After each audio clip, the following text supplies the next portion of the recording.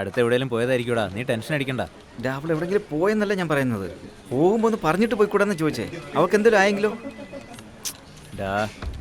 അങ്ങനല്ലടാ, എൻ്റെ അടുത്ത് ഫോണിൽ സംസാരിക്കുന്ന നല്ല പ്രശ്നം. എനിക്കൊരു മെസ്സേജ് ഇട്ടിട്ട് പോയിക്കൂടെ അവൾക്ക്? അങ്ങനെ എന്തിനാ ഇത് പിടിവാശി? കൂളായിട്ട് ചോദിച്ചാ എങ്ങനെയാണ് ഞാൻ കൂളായിരിക്കുന്നത്? അവിടെ രാവിലെ തൊട്ട് കാണുന്നില്ല. ഇപ്പം എൻ്റെ അവസ്ഥ എന്താണെന്ന് അറിയാം നിനക്ക്? ബാല വരുന്നുണ്ടോ?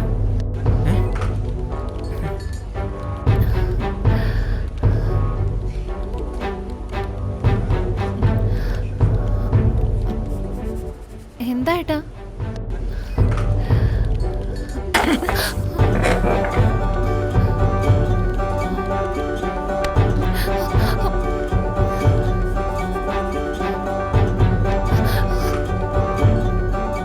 നീ എന്താ നീ വിചാരിച്ചോണ്ടിരിക്കുന്നേ? ആരോടും പറയാതെ നിന്റെ ഇഷ്ടത്തിന് നീ എവിടെങ്കിലും പോയേക്കോ? എപ്പോഴും നീ നിന്റെ സൈഡിൽ നിന്ന് മാത്രമേ ആലോചിക്കുള്ളൂ. ഞങ്ങളത് മനുഷ്യരായിട്ടൊന്നും കാണുന്നില്ല. നീ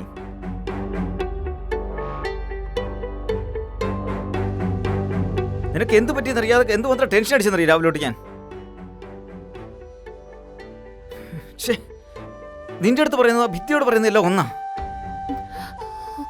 എന്താ ഇവൻ എനിക്ക് വേണ്ടി ഇത്രയൊക്കെ ചെയ്യുന്നുണ്ടല്ലോ, അവന് വേണ്ടി ശകലം എന്റെ പിടിവാശി വിട്ടുകൊടുക്കാന്നൊന്നും തോന്നില്ലല്ലേ? എപ്പോഴോ നടന്ന ചെറിയൊരു വഴക്ക് വെച്ചിട്ട് നീ ദിവസം എന്നെ കൊന്നോണ്ടിരിക്കുമല്ലേ? നിന്റെ അടുത്ത് പറയാൻ പാടില്ല. നീ ഒരുപാട് ടോർച്ചർ ചെയ്യുന്നുണ്ട് എന്നെ.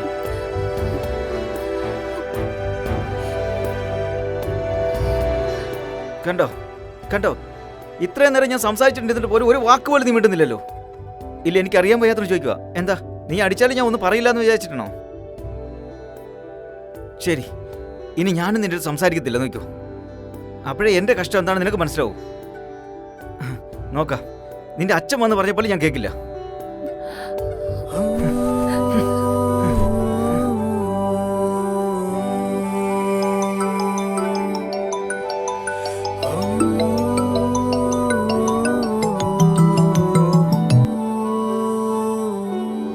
ഹലോ മോനെ, സുന്ദരി ഓഫീസിലെത്തിയായിരുന്നു?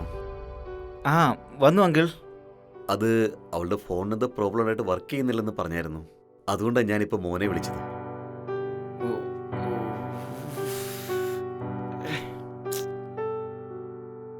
ബാലരാവിലെ അങ്ങോട്ടാണോ വന്നെങ്കിൽ? ആ അതെ മോനെ. എന്തിനാ അങ്കിൾ? അവൾ കുറച്ചു മുമ്പ് ഇവിടെ വന്നിട്ട് എൻ്റെ സർജറിക്ക് വേണ്ടിയിട്ടുള്ള ചെക്ക് ഇവിടെ കൊടുത്തിട്ട് പോയി.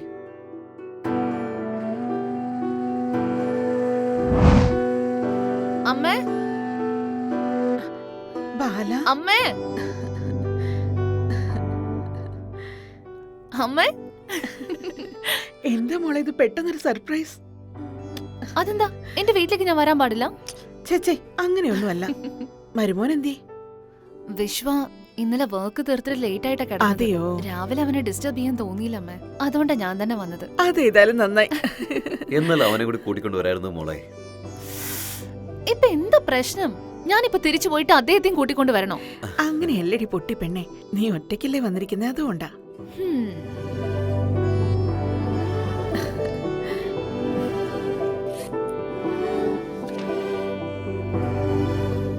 ഇതാ, ഇത് തരാൻ വേണ്ടിയാ ഞാൻ വന്നത്.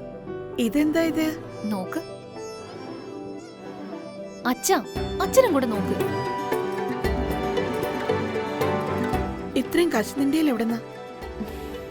അമ്മയല്ലേ പറഞ്ഞത് അച്ഛന്റെ സർജറിക്ക് വേണ്ടി വീട് വിൽക്കണമെന്ന്. ഇനി അതിന്റെ ആവശ്യം വരില്ല. ഈ ബാലത്തിരുപ്പുര സുന്ദരിയെ ഹോം മേക്കർ മാത്രമല്ല, ഒരു വർക്കിംഗ് വുമനും കൂടിയാ. ഞാൻ ലോൺ എടുത്തിട്ടുണ്ടമ്മ. ഇനി ഹാപ്പി ആയിട്ട് മാസാമാസം ഞാൻ EMI പേ ചെയ്യും.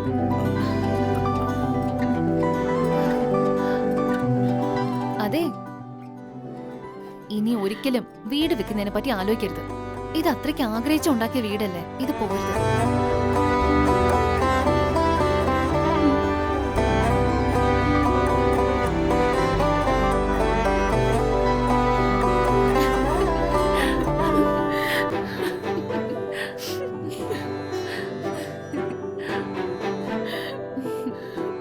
താങ്ക്സ് ഉണ്ട് മോളെ.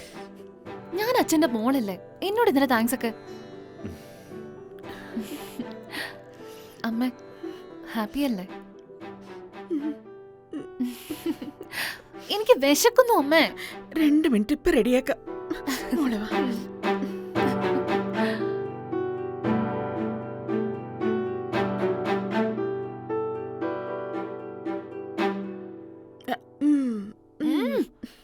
വർഷമായിട്ട് വാരി താമ്മ. ശരി ശരി ഇപ്പൊ കഴിക്ക. ഇപ്പൊ പറ, നിന്റെ ഡൗട്ട്സിന് എല്ലാം ആൻസർ കിട്ടിയോ? എന്തിന്? അതെല്ലാം തന്നെ കല്യാണത്തിന് മുമ്പ് റെഡിയാവുമ്പോ എന്നോട് ചോദിച്ചില്ലേ, അതെല്ലാം തന്നെ. ഓൾമോസ്റ്റ് കിട്ടിയമ്മ. അത് കൊള്ളാലോ. മൈലാഞ്ചിക്ക് നിറം മങ്ങിയാലും നല്ലൊരു ഭർത്താവിനെ കിട്ടിയതുപോലുണ്ട് നിനക്ക്. വിശ്വ ഒരിക്കലും എന്നെ ഇങ്ങനെ ആവണം അങ്ങനെ ആവണമെന്ന് റെസ്ട്രിക്ട് ചെയ്തിട്ടേ ഇല്ല അമ്മ. അച്ഛൻ പറയുന്ന പോലെ ഞാൻ ഞാനായിട്ടിരിക്കണമെന്നേ ആഗ്രഹിച്ചിട്ടുള്ളൂ.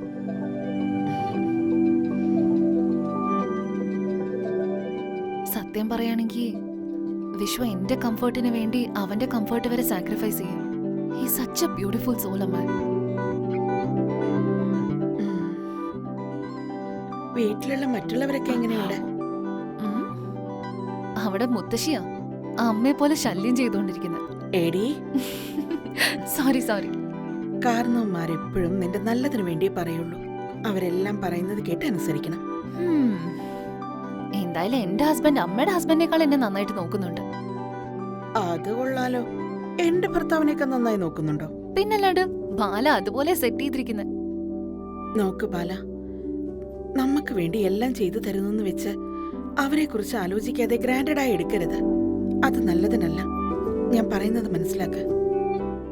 ഒരു പോയിന്റ് കഴിഞ്ഞ ഏത് റബ്ബർ ബാൻഡ് ആയിരുന്നാലും വലിച്ച് വലിച്ച് പൊട്ടിപ്പോവുള്ളൂ.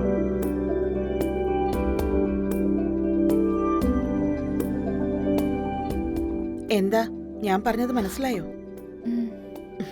ഇതാ കഴിക്കാം. മതി അമ്മ. ഇതാ വെള്ളം കുടിക്കേ. ചുറ്റിയിടട്ടെ, ഇരിക്കെ.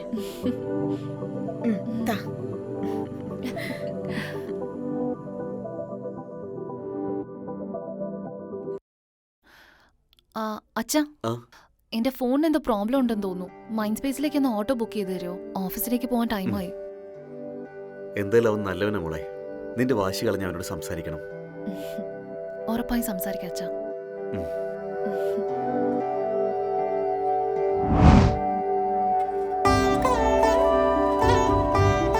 വളരെ നന്ദിയുണ്ട് മോനെ.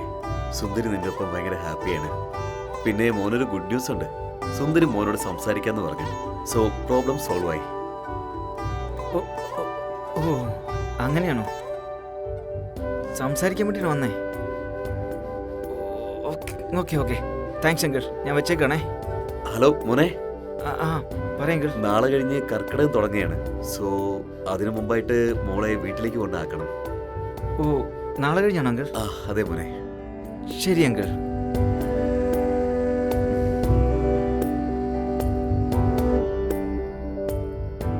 വിശ്വ, എപ്പത്തേം പോലെ നശിപ്പിച്ചല്ലോ നീ. ഈ ഒറിജിനലി ഒരു വട്ടനാടാ. നിന്നോടല്ലോ എന്ത് പറയാനാ.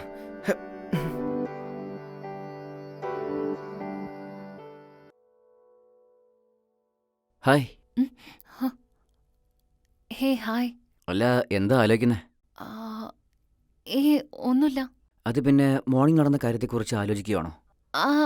ഇല്ലല്ല. അത് പിന്നെ വിഷു അങ്ങനെ ടെൻഷൻ ആവുന്നത് ഞാൻ കുറേ പ്രാവശ്യം കണ്ടിട്ടുണ്ട്. I think he's basically like that only. And ഞാൻ വിഷുവെ ഒരുപാട് പ്രാവശ്യം അഡ്വൈസ് ചെയ്തിട്ടുണ്ട്, നിനക്കെന്നെ പോലെ കൂളായിക്കൂടെ എന്ന്. കേട്ടാലല്ലേ? ആക്ച്വലി മോർണിംഗ് അത്രയും വലിയ പ്രശ്നം ഉണ്ടാക്കേണ്ട ആവശ്യമില്ലായിരുന്നു. I felt really bad and I know how you are feeling.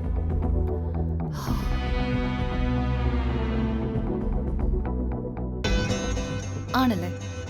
ശരി പറ, ഹൗ ഡു യു നോ? എന്താ ഇപ്പൊ നിങ്ങൾ പറഞ്ഞതല്ലേ you know how I feel എന്ന്? How do you know? അതായത് നോർമലായിട്ട് തന്നെ നിങ്ങൾക്ക് എങ്ങനെ എന്റെ ഫീലിങ്സ് മനസ്സിലാവും? നീ വിശ്വയുടെ വൈഫൊന്നുമല്ലല്ലോ. അത് ജനറലായിട്ട്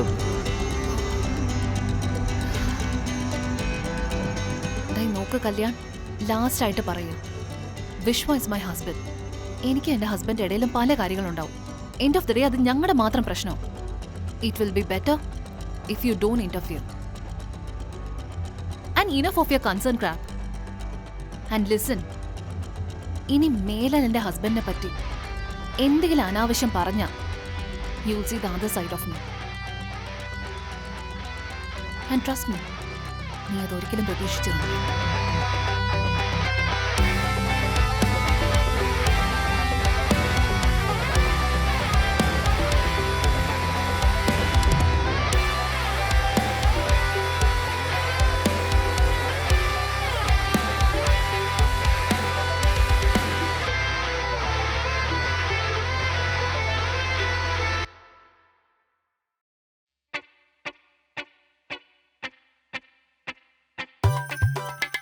ഇതാടാ നടന്നത്.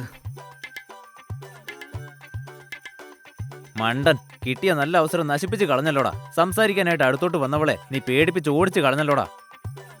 അങ്ങനെ പറയില്ലടാ. ഇവള് കർക്കിടക മാസം വീട്ടിൽ പോവാന്ന് പറയുമ്പോഴേ ഒരു മാതിരിയാവുന്നടാ. ഇലയിൽ തൊട്ട ശേഷം കൈ പൊള്ളിയിട്ട് എന്താ കാര്യം? അത് കൈ പൊള്ളുമ്പോൾ ഇലയെ പിടിക്കുന്നില്ലടാ. അതെന്തേലും ആവട്ടെ, ഇതുകൊണ്ട് തന്നെയാ നീ ഗതി പിടിക്കാത്തെ. എപ്പോഴും നോൺ സിംഗിലാണല്ലോടാ. ഇത്രയും വലിയ പ്രശ്നമുള്ളപ്പോ ഞാൻ പറഞ്ഞാലേ തെറ്റ് കണ്ടുപിടിക്കാൻ അവന് ഉത്സാഹം. സത്യം പറഞ്ഞാൽ നിനക്കിട്ട് രണ്ട് പൊട്ടിക്കണമെന്ന് തോന്നുന്നു എനിക്ക്.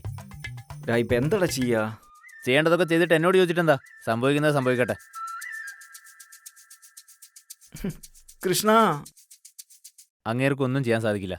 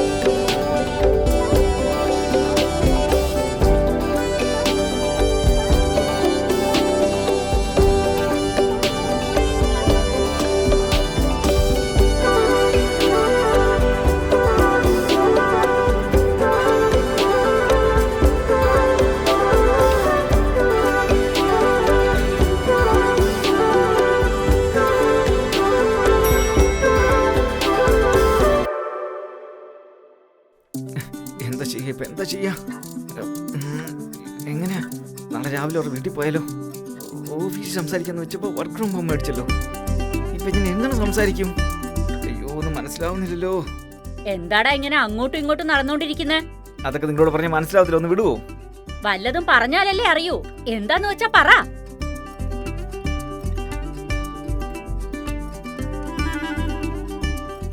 അവള് നമ്മൾ പറയുന്ന ഒന്നും കേട്ടില്ലെങ്കിലോ? കൈയും കാലും കെട്ടിയിട്ടിട്ട് അതിനുശേഷം പറ.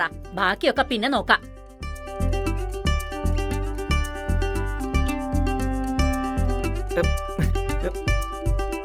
എന്റെ മുത്തശ്ശി, ഇവനെ കിട്ടിയിരിക്കുന്ന ഇവന്റെ മുത്തശ്ശന്റെ ബുദ്ധിയ. ബാല, എന്റെ ഭാര്യയെ.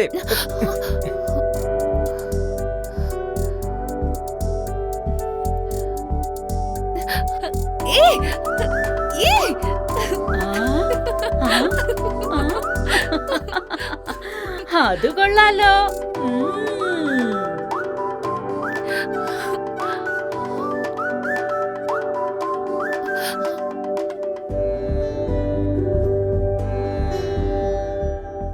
ബല ബല ബല ബല, പ്ലീസ് ബല, തെറ്റ് എന്റെ ഭാഗത്താ. എന്റെ ജീവിതത്തിൽ എല്ലാം ഇങ്ങനെ തന്നെയാ. കൈ കിട്ടുന്നത് വായിലോട്ട് വരെ വരത്തില്ല. ഇങ്ങോട്ട് നോക്കി എന്നോട് സംസാരിക്കും ബല. അത് എന്നെ കൊണ്ട് താങ്ങാൻ പറ്റുന്നില്ല ബല. വേണമെങ്കിൽ 2 അടി അടിച്ചോ. അതല്ലാതെ ഈ മൗനരാഗം പരിപാടിയൊന്നും വേണ്ട ബാല. നീ ഇരിക്കാൻ പോകുന്ന ഈ ഒറ്റ രാത്രിയേ ഉള്ളൂ. നാളത്തോട് ഞാൻ നിന്നെ കാണാതെ എന്നോട് സംസാരിക്കാതെ എന്നെ കൂടെ പറ്റുന്നില്ല. പ്ലീസ് ഡി, പ്ലീസ് ഡി, എന്നോട് സംസാരിക്കടി. വേണം ഞാൻ നിന്റെ കാല് വേണം പിടിക്കടി. പ്ലീസ് പ്ലീസ് എന്നോട് സംസാരിക്കടി.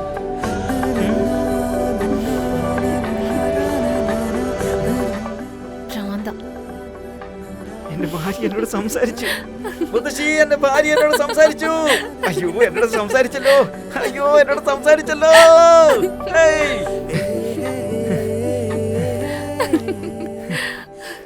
നീ എന്റെ അടുത്ത് സംസാരിച്ചില്ലെങ്കിൽ എനിക്ക് എന്ത് പ്രശ്നം ഉണ്ടാന്ന് ഇപ്പഴാ മനസ്സിലാവുന്നേ. എന്തിനാടി ഇത്ര നാൾ സംസാരിക്കാതെ എന്നെ കരയിച്ചോണ്ടിരുന്നത്? നീ തന്നെ പറ. ഞാനും നിന്നെ പോലെ തന്നെ എന്റെ എക്സിനെ കുറിച്ചൊന്നും പറയാണ്ട് ആ എക്സിനോടുള്ള ദേഷ്യം കാരണമാണ് നിന്നെ കല്യാണം കഴിച്ചെന്ന് പറഞ്ഞാ നിനക്ക് എങ്ങനെ ഉണ്ടാവും?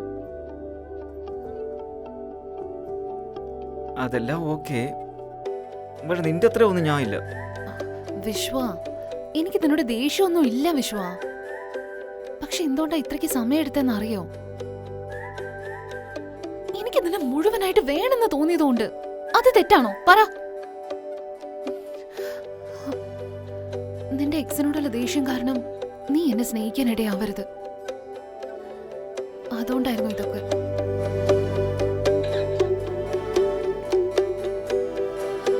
സുന്ദരി, എനിക്ക് ഒരുപാട് വേണ്ടപ്പെട്ട ഒരാളൊരു കാര്യം പറഞ്ഞു. നമ്മുടെ ജീവിതത്തിലെല്ലാം നമുക്ക് അനുകൂലമായിട്ട് നടക്കില്ല, പക്ഷെ നടക്കുന്നതെല്ലാം നമുക്ക് ഇഷ്ടമുള്ള രീതിയിൽ മാറ്റാൻ പറ്റും. ഞാൻ ഒന്നും തന്നെ മാറ്റാതെ നടക്കുന്ന എൻ്റെ ദേവതയടി നീ. ഞാൻ വേണമെങ്കിൽ മറ്റുള്ളവരെ സ്നേഹിക്കുന്ന പോലെ ഞാൻ നിന്നെ ഒരുപാട് സ്നേഹിക്കുന്നുണ്ടാവില്ലായിരിക്കും. നിന്റെ അച്ഛനെ അമ്മയും അനിയനെ ഒന്നും ഞാൻ നോക്കുന്നുണ്ടാവില്ലായിരിക്കും. എന്തിനേറെ നീ എഴുതിയ ആ ഡ്രീം ഹസ്ബൻഡ് ലിസ്റ്റിൽ ഞാൻ പിറ്റാകാതെ പോലെ പോവാം. പക്ഷെ ഒരു കാര്യം മാത്രമേ എനിക്ക് പറയാൻ പറ്റൂ.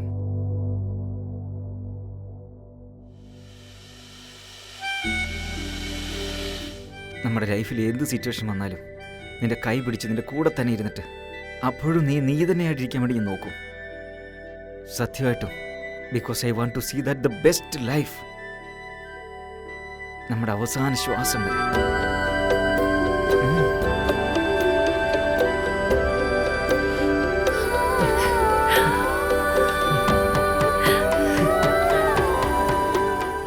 ഞാൻ നിന്നെ ഒരുപാട് കഷ്ടപ്പെടുത്തി Vishwa. I am really sorry and thank U.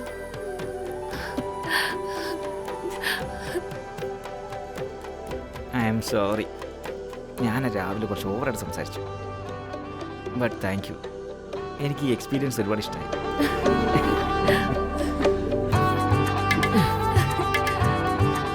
അപ്പോ നിനക്ക് സൈലന്റ് ട്രീറ്റ്മെന്റ് ആണ് ഇഷ്ടപ്പെട്ടതല്ലേ? വേണ്ട എൻ്റെ പൊന്നുമോളെ, നീ പിന്നെയും തുടങ്ങല്ലേ.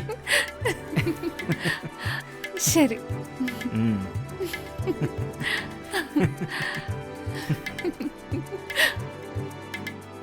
ഏതൊരു പെണ്ണിനും അവള് വിചാരിക്കുന്നത് പോലെ എക്സാക്ട് ക്വാളിറ്റി ഉള്ള ഒരു പയ്യനെ കിട്ടണമെന്നില്ല. അഥവാ കിട്ടിയാലും സിറ്റുവേഷൻസ് പലപ്പോഴും അത് മാറ്റിക്കൊണ്ടിരിക്കും. എന്തൊക്കെയാണെങ്കിലും മറ്റുള്ളവർ ഇങ്ങനെ തന്നെ ഉണ്ടാവണമെന്ന് പ്രതീക്ഷിക്കുന്നതിലും ഭേദം അവരെ അവരായിട്ട് തന്നെ അക്സെപ്റ്റ് ചെയ്യുന്നതാണ് നല്ലത്. ഇടയ്ക്കൊക്കെ അവർക്ക് വേണ്ടി ചെറുതായിട്ട് കോംപ്രമൈസ് ചെയ്യുമ്പോൾ ലൈഫ് വളരെ ഭംഗിയായിരിക്കും. കുട്ടിക്കാലം തൊട്ട് ഒരുപാട് കാര്യങ്ങൾ ഞാൻ ഈ ഡയറിയോട് പറഞ്ഞിട്ടുണ്ട്. ഇങ്ങനെ ഡയറിയോട് മാത്രം പറഞ്ഞുകൊണ്ടിരിക്കാണ്ട് ഒരു തവണ നമുക്ക് ഏറ്റവും ഇഷ്ടമുള്ള ആളോട് ഇതൊക്കെ ഷെയർ ചെയ്ത് കഴിഞ്ഞാൽ മനസ്സിലെ ഭാരമൊക്കെ ഒന്ന് കുറയും. അതെനിക്ക് പ്രൂവ് ചെയ്ത് തന്നത് വിശ്വയാണ്.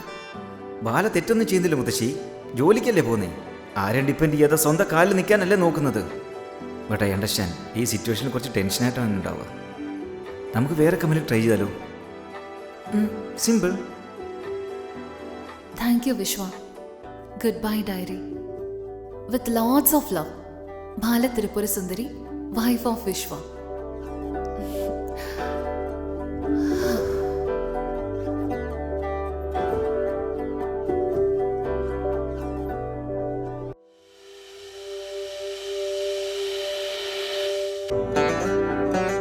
എന്റെ സങ്കല്പത്തിലെ ഒരു ഭർത്താവ് വിശ്വയെ പോലത്തെ ഒരാളാണ്.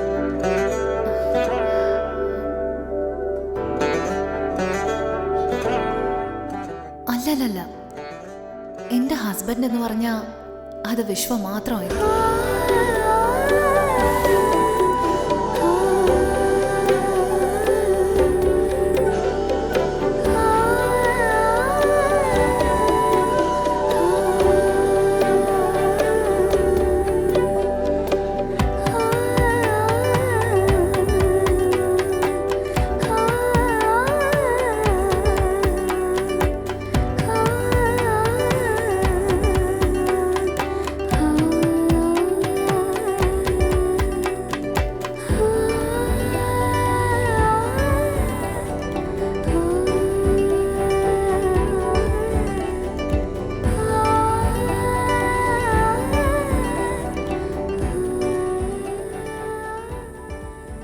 എടാ വിശ്വ, മോനെ വിശ്വ, കർക്കടക മാസം ആരംഭിച്ചു. അവളെ അവളുടെ വീട്ടിലേക്ക് അയക്കണം. ബാലെ നാളെ അയക്കാം മുത്തശ്ശി. എടാ എന്താ ഈ പറയുന്നേ? എടാ മോനെ, ഇതൊക്കെ തെറ്റാണേ. വാതില് തുറക്ക്.